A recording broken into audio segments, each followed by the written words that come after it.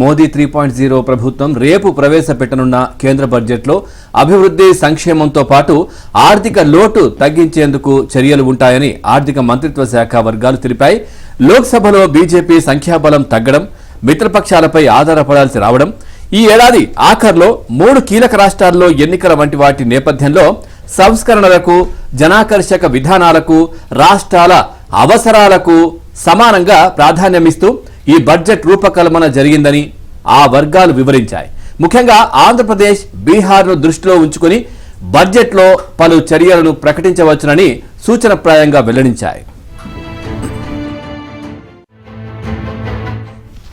ఇప్పటికీ వరుసగా 6 సార్లు బడ్జెట్ను ప్రవేశపెట్టిన ఆర్థిక మంత్రి నిర్మలా సీతారామన్ ఎప్పటిలాగానే ఈసారి కూడా మౌలిక సదుపాయాల కల్పనకు పెట్టుబడులను భారీగా పెంచనున్నారు. అందులో భాగంగా రైల్వే, రహదారులు, టెలికమ్యూనికేషన్లు, ఆటోమొబైల్ రంగం, ఆరోగ్య సంరక్షణ, రేవుల అభివృద్ధికి భారీ ఎత్తున నిధులు పెరగనున్నాయి.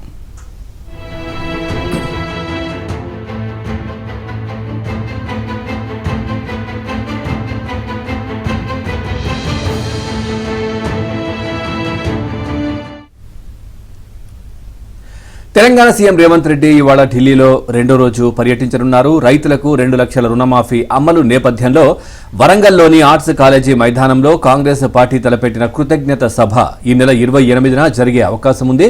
ఆగస్టు 3న సీఎం రేవంత్ రెడ్డి అమెరికా పర్యటనకు వెళ్లనున్న నేపథ్యంలో ఈలోపే సభ నిర్వహించాలన్న పట్టుదలతో ఆయన ఉన్నారు. కృతజ్ఞత సభకు ముఖ్య అతిథిగా రావాలంటూ ఏఐసీసీ అగ్రనేత రాహుల్ గాంధీని ఆహ్వానించేందుకు రేవంత్ రెడ్డి నిన్న ఢిల్లీకి వెళ్లారు. డిప్యూటీ సీఎం భట్టి విక్రమార్క, మంత్రి ఉత్తమ్ కుమార్ రెడ్డిలు శనివారమే ఢిల్లీకి చేరుకున్నారు.